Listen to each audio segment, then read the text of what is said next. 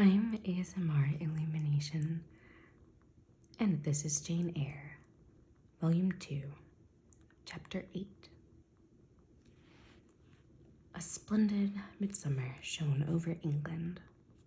Skies so pure, suns so radiant, as were then seen in long succession, seldom favor, even singly, our wave-girt land. It was as if a band of Italian days had come from the south, like a flock of glorious passenger birds, and lighted to rest them on the cliffs of Albion. The hay was all got in. The fields round Thornfield were green and shorn, the roads white and baked. The trees were in their dark prime. Hedge and wood, full-leaved and deeply tinted, contrasted well with the sunny hue of the cleared meadows between. On Midsummer Eve Adele, weary with gathering wild strawberries in Hay Lane half the day, had gone to bed with the sun. I watched her drop asleep, and when I left her, I sought the garden. It was now the sweetest hour of the 24. Day its fervid fires had wasted, and dew fell cool on panting plain and scorched summit. Where the sun had gone down in simple state, pure of the pomp of clouds, spread a solemn purple, burning with the light of red jewel and furnace flame at one point on one hill peak, and extending high and wide, soft and still softer, over half heaven. The east had its own charm of fine deep blue, and its own modest gem, a rising and solitary star. Soon it would boast the moon, but she was yet beneath the horizon. I walked a while on the pavement, but a subtle, well-known scent, that of a cigar, stole from some window. I saw the library casement open a handbreadth. I knew I might be watched thence, so I went apart into the orchard. No nook in the grounds more sheltered and more Eden-like. It was full of trees, it bloomed with flowers. A very high wall shut it out from the court on one side. On the other, a beech avenue screened it from the lawn. At the bottom was a sunk fence, its sole separation from lonely fields. A winding walk bordered with laurels, and terminating in a giant horse chestnut, circled at the base by a seat, led down to the fence.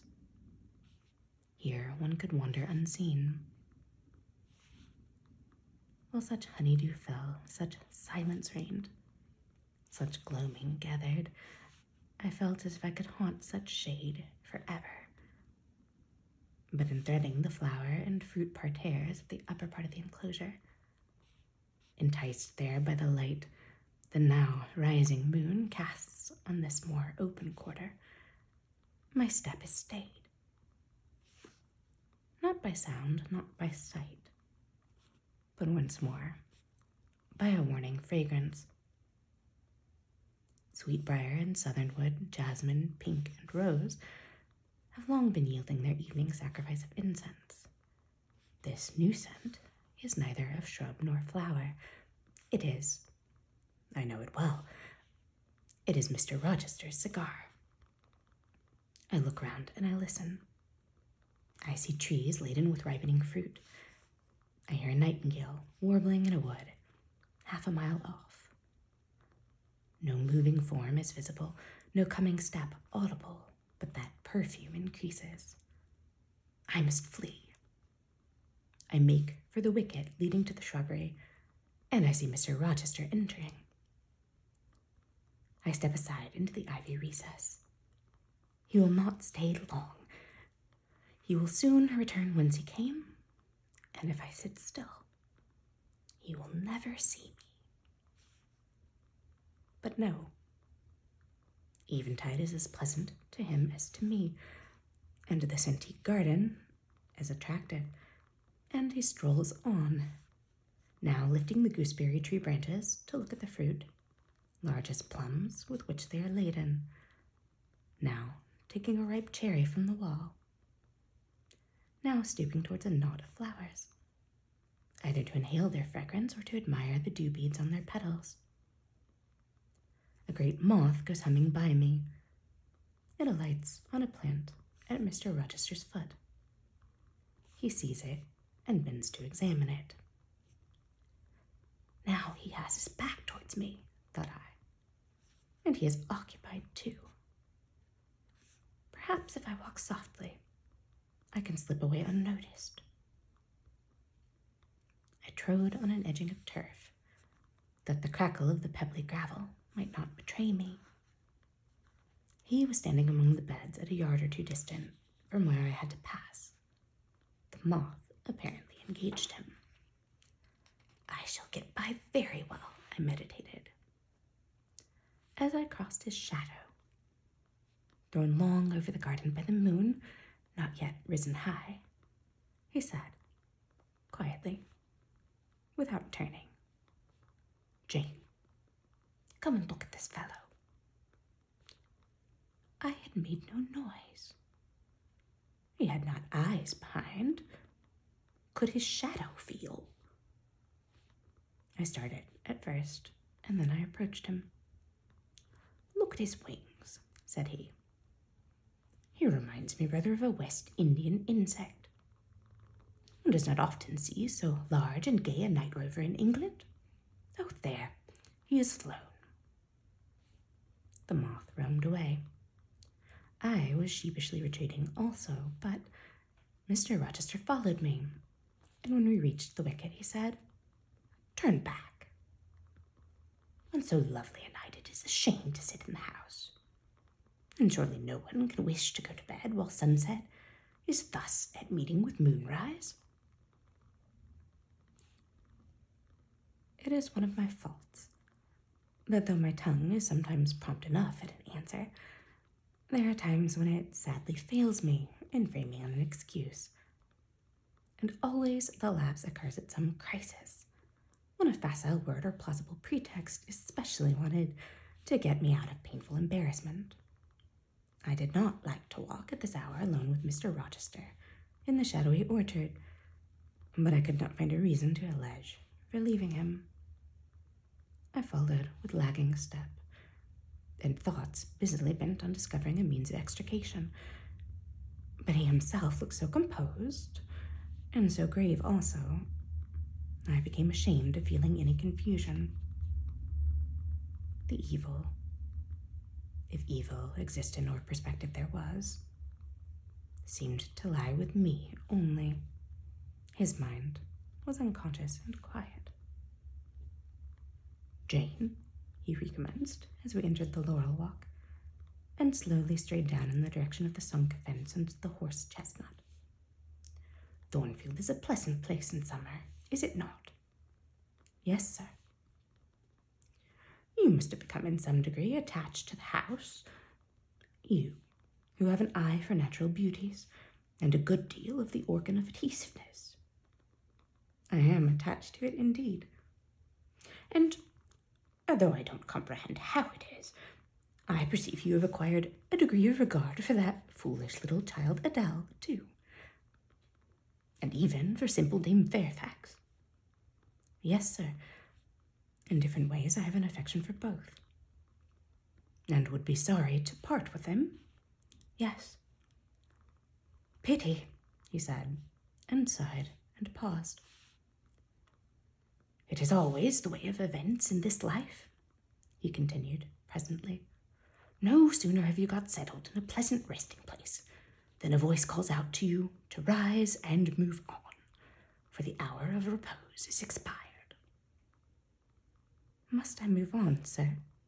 I asked. "Must I leave Thornfield?" "I believe you must, Jane. I am sorry, Janet, but I believe, indeed, you must." This was a blow. but I did not let it prostrate me. Well, sir, I shall be ready to go when the order to march comes.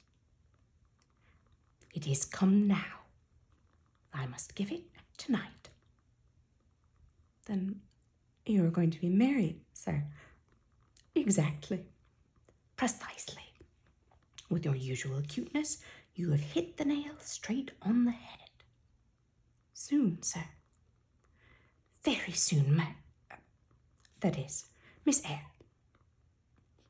And you'll remember, Jane, the first time I, or rumour, plainly intimated to you that it was my intention to put my old bachelor's neck into the sacred noose, to enter into the holy state of matrimony, to take Miss Ingram to my bosom, in short. She's an extensive armful, but that's not to the point. One can't have too much of such a very excellent thing as my beautiful Blanche. Well, as I was saying, listen to me, Jane. You're not turning your head to look after more moths, are you? That was only a lady clock, child, flying away home. I wish to remind you that it was you who first said to me, with that discretion I respect in you, with that foresight, prudence, and humility which befit your responsible independence position, that in case I married Miss Ingram, both you and little Adele had better trot forthwith. I pass over the sort of slur conveyed in this suggestion on the character of my beloved. Indeed, when you are far away, Janet, I'll try to forget it. I shall notice only its wisdom, which is such that I have made it my law of action. Adele must go to school, and you, Miss Eyre, must get a new situation. Yes, sir. I will advertise immediately, and meantime, I suppose... I was going to say, I suppose I may stay here till I find another shelter to betake myself to. But I stopped, feeling it would not do to risk a long sentence, for my voice was not quite under command. In about a month, I hope to be a bridegroom, continued Mr. Rochester, and in the interim, I shall myself look out for employment and an asylum for you. Thank you, sir. I'm sorry to give... Oh, no need to apologize. I consider that when a dependent does her duty, as well as you've done yours, she has a sort of claim upon her employer for any little assistance he can conveniently render her. Indeed, I have already, through my future mother-in-law, heard of a place that I think will suit. It is to undertake the education of the 5 daughters of Mrs. Dionysius O'Gall, of Bitternut Lodge, Connaught, Ireland. You'll like Ireland, I think. They're such warm-hearted people there, they say. It is a long way off, sir. No matter. A girl of your sense will not object to the voyage or the distance. Not the voyage, but the distance. And then the sea is a barrier. From what, Jane? From England, and from Thornfield, and, well, from you, sir. I said this almost involuntarily, and with as little sanction of free will, my tears gushed out. I did not cry so as to be heard, however. I avoided sobbing. The thought of Mrs. O'Gall and Bitternut Lodge struck cold to my heart. And colder, the thought of all the brine and foam, destined, as it seemed, to rush between me and the master at whose side I now walked. And coldest, the remembrance of the wider ocean. Wealth, caste, custom intervened between me and what I naturally and inevitably loved. It is a long way, I again said. It is, to be sure. And when you get to Bitternut Lodge, Connaught, Ireland, I shall never see you again, Jane. That's morally certain.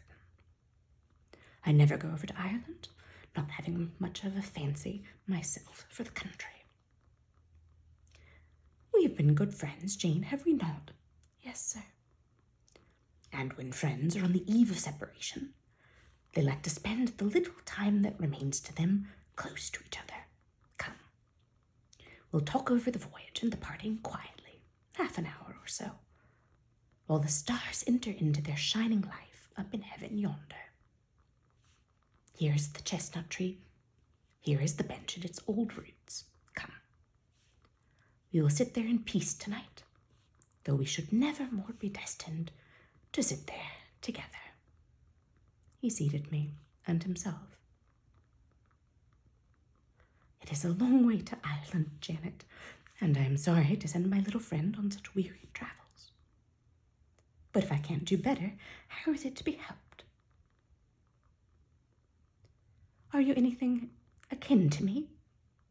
Do you think, Jane? I could risk no sort of answer by this time. My heart was full. Because, he said, I sometimes have a queer feeling with regard to you, especially when you are near me as now.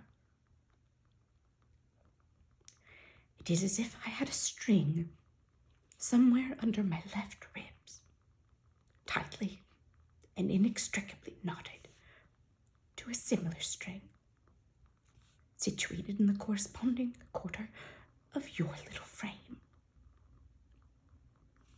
And if that boisterous channel and 200 miles or so of land come broad between us,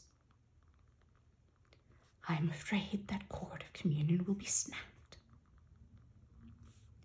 And then I've a nervous notion I should take to bleeding inwardly. As for you, you'd forget me. That I never should, sir. You know. Impossible to proceed. Jane, do you hear that nightingale singing in the wood? Listen. In listening, I sobbed convulsively, for I could repress what I endured no longer. I was obliged to yield, and I was shaken from head to foot with acute distress. When I did speak, it was only to express an impetuous wish that I had never been born, or never come to Thornfield. Because you are sorry to leave it? The vehemence of emotion, stirred by grief and love within me, was claiming mastery and struggling for full sway and asserting a right to predominate, to overcome, to live, rise, and reign at last, yes, and to speak. I grieve to leave Thornfield. I love Thornfield. I love it because I've lived in it a full and delightful life, momentarily at least. I have not been trampled on. I have not been petrified. I have not been buried with inferior minds and excluded from every glimpse of communion with what is bright and energetic and high. I have talked face to face with what I reverence, with what I delight in, with an original, a vigorous, an expanded mind. I have known you, Mr. Rochester, and it strikes me with terror and anguish to feel I absolutely must be torn from you forever. I see the necessity of departure, and it is like looking on the necessity of death. Where do you see the necessity? He asked suddenly. Where? You, sir, have placed it before me. In what shape? In the shape of Miss Ingram, a noble and beautiful woman, your bride. My bride. What bride? I have no bride. But you will have. Yes, I will. I will. He set his teeth. Then I must go. You have said it yourself. No, you must stay. I swear it. And the oath shall be kept. I tell you, I must go, I retorted, roused to something like passion. Do you think I can stay to become nothing to you?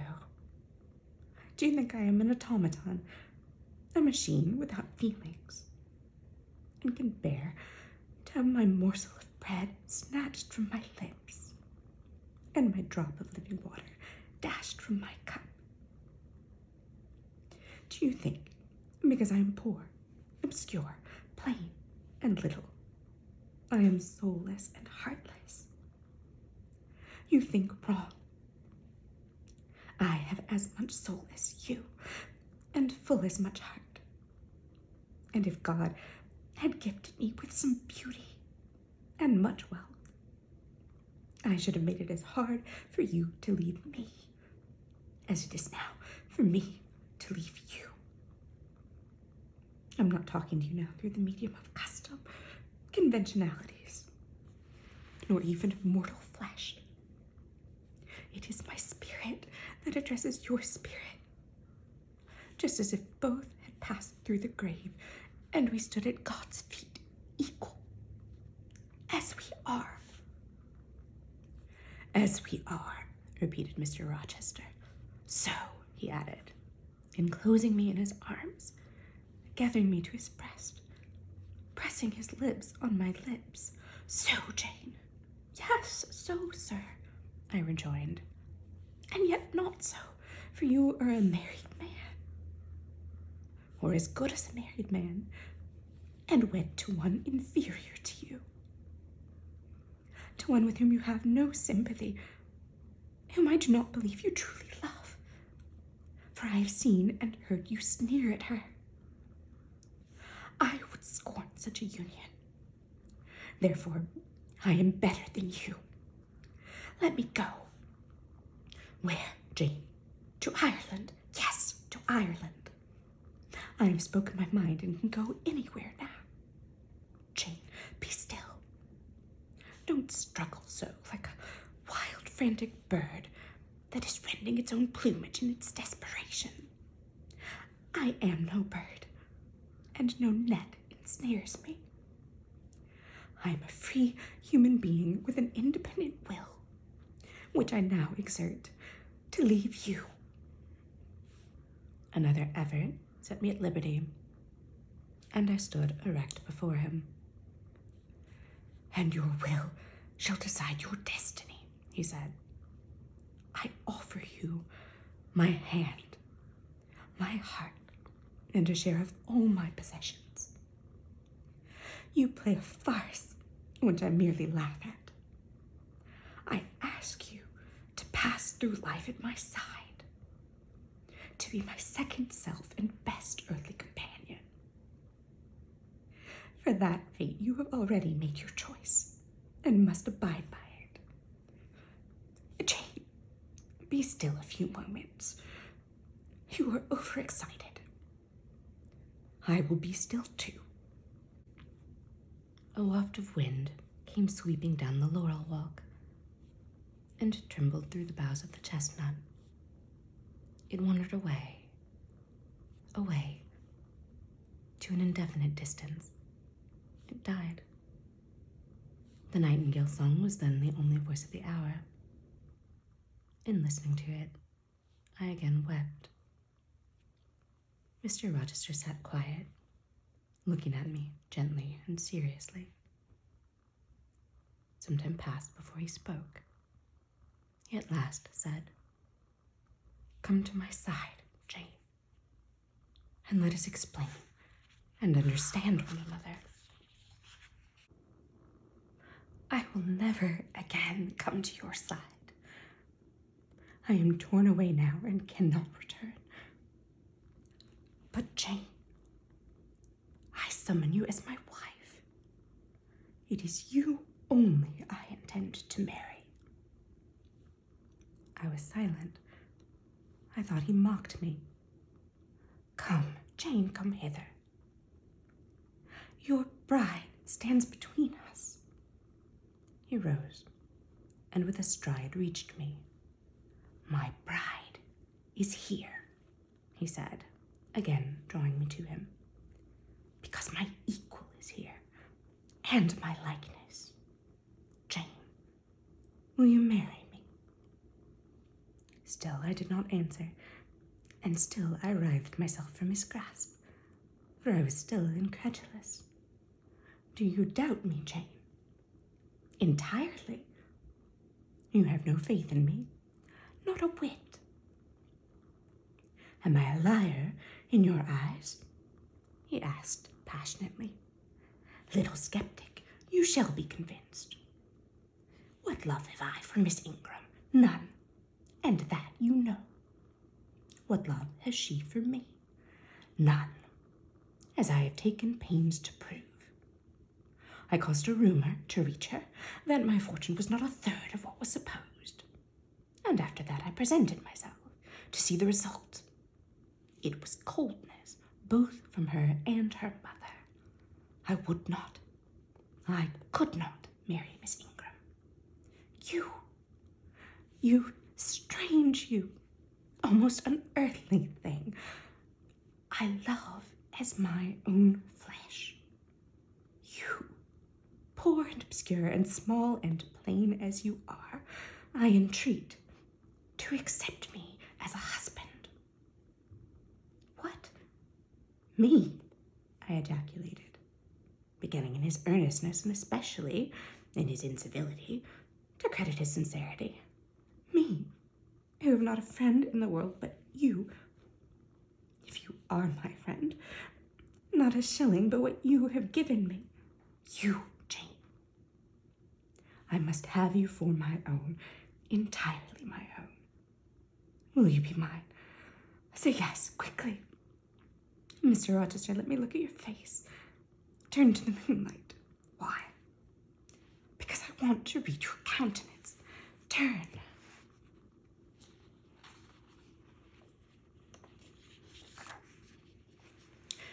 There. You will find it scarcely more legible than a crumpled, scratched page. Read on. Only make haste, for I suffer. His face was very much agitated and very much flushed, and there were strong workings in the features and strange gleams in the eyes. "Oh, Jane, you torture me," he exclaimed.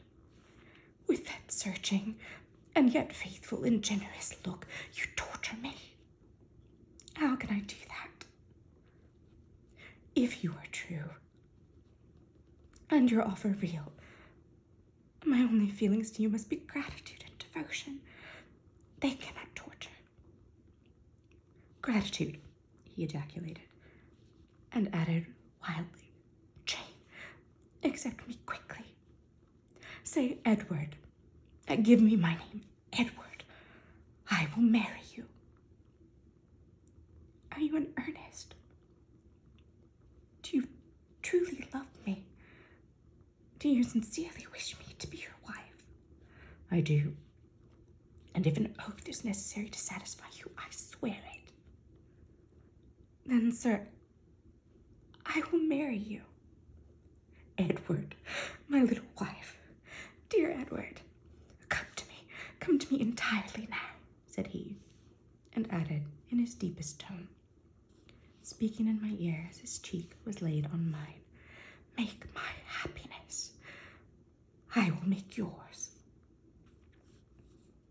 "God pardon me," he subjoined ere long, "and man meddle not with me.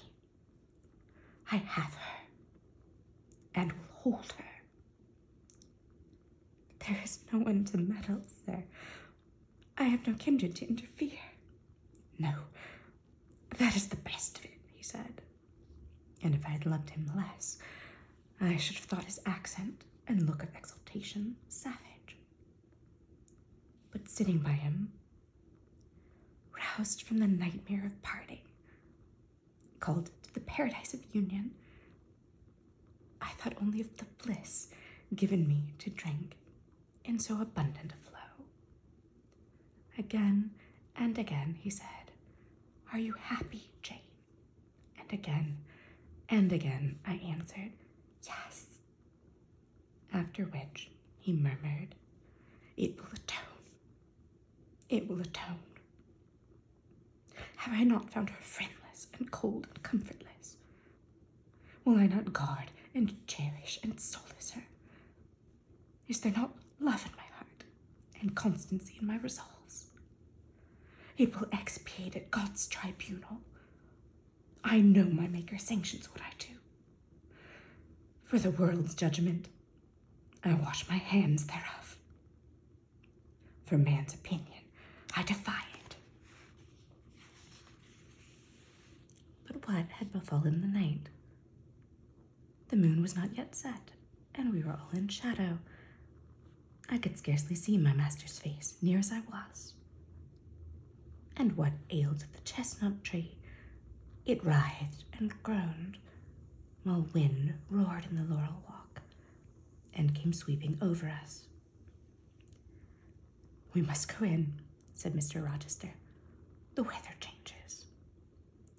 I could have sat with thee till morning, Jane. And so, thought I, could I with you. I should have said so, perhaps.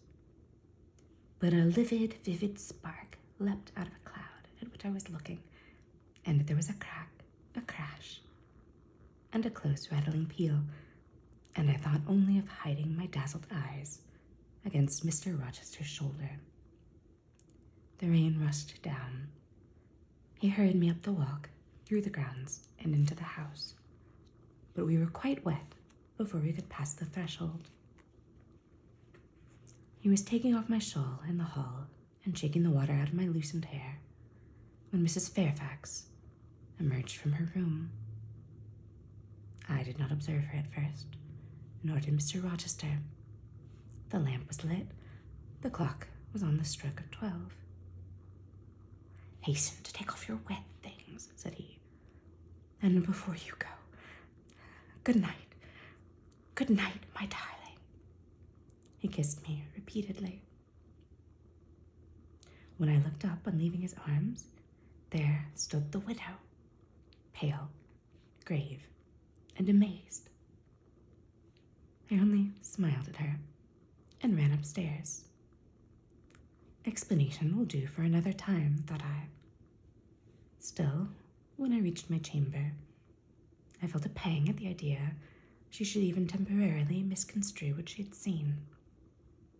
But joy soon effaced every other feeling, and loud as the wind blew, near and deep as the thunder crashed, fierce and frequent as the lightning gleamed, cataract-like as the rain fell during a storm of 2 hours' duration, I experienced no fear and little awe.